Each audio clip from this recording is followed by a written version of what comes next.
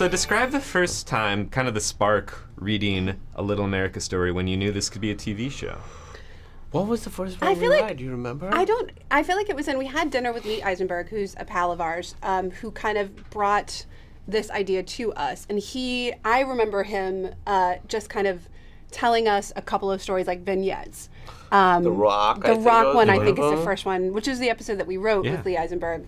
That is the story I remember the most because I thought it's like so poetic, it hurts, of like this guy, the American dream, and this guy who's buying a piece of property that has this insurmountable obstacle on it. And it's just man versus rock. So I feel like that was the first one that really got me. Yeah, I just thought that was such a specific story that I had never been told. Nobody has done a story about how to break a rock on a piece of land. I think many of an Iranian immigrant. As Dwayne Johnson's movies. Movies about how to break the rock, and none of them succeed. That's true. Yeah. So is Little America... We gotta never do that pun again. I'm so sorry. What was that? So is it news that Little America is in the Dwayne Johnson verse? Is that Emily? sort of... I think they're in our universe. We would love to have Dwayne Johnson in the Little America universe. That would be I mean, that would be great. So we should tell his story. We should tell his story. You see, should. Yeah. We'll give you partial credit. Thank you so much. We actually may not Executive producer would be great if possible. So It's going to be very tough to pull Hard off. no? Okay. Hard no. Hard no? Great. So what was it like coming from working on The Big Sick, which is your personal life story, to adapting the very personal life story of other people?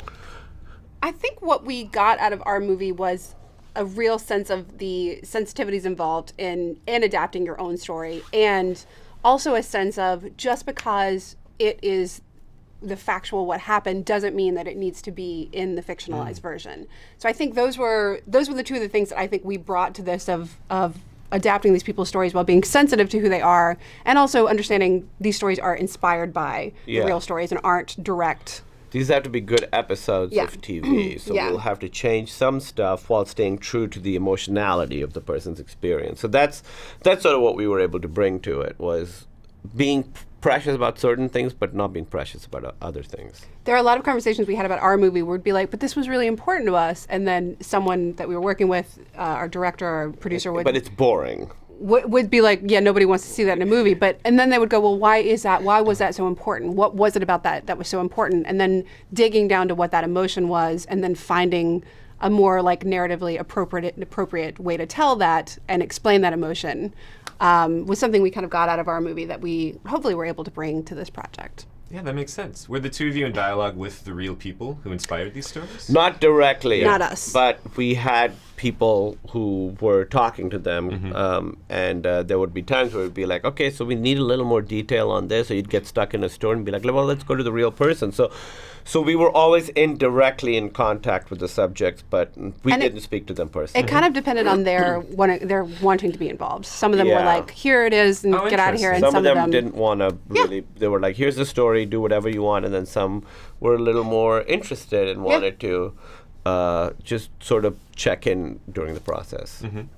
I was just taken aback by how much depth was contained in each half-hour episode. Were there any challenges condensing these stories to a half an hour? Was there anything left out that you wish could have made it? Well, for instance, in the Rock episode, he also, in real life, the guy is a hang glider as well. And so he would say that whenever he had trouble with the rock, he would fly over it, and it looked so small from up there, and he'd be like, "Oh, it's not so big from up here. I could handle it." And it was just too much. The roller skating was his. The quail legs was his. He had so many. The honey. He had so many hustles going on. The note for him is he's too interesting. He was too interesting. So the hang gliding thing, we were like, it just feels like something you would write. Yeah. So that was one thing that at some point we were like, it's so great, but it just doesn't fit. It makes it too amorphous. And I think too, it's a thing where you want to. I'm sorry, I just lost my train of thought completely. I was thinking about the hang glider. Everybody, all of these people that they're inspired by, they all have their own life stories, and life stories contain a million things.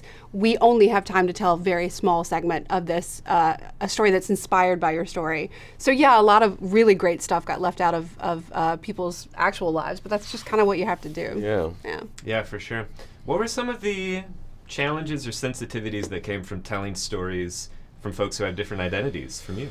That's why we wanted to get writers and directors as much as we could who had Connection. Connection to where these characters were from, who could speak the same language, and we got actors who could all speak those languages. So that's mainly what it was. We got the right people, and we made sure that. And we listened to what they had to say. If somebody was like, "Hey, this feels off," then we're like, "Yeah, absolutely. Let's find a way to make this kind of feel right." Yeah, and we wanted to use the music from that part of the world, and we just basically got people who knew that stuff, and we trusted them.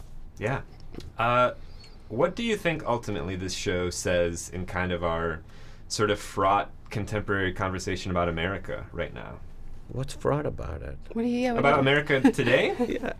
Just like that traffic was kind of bad. Yeah, exactly. We're crushing it. No problems, no notes. What does it say about America? I think there's still, obviously, as you said, the immigration issue is something that people have very passionate feelings about on whatever side you're on, but that the idea that America is a land of opportunity is still very real to a lot of people, and it is a land of opportunity for a lot of people.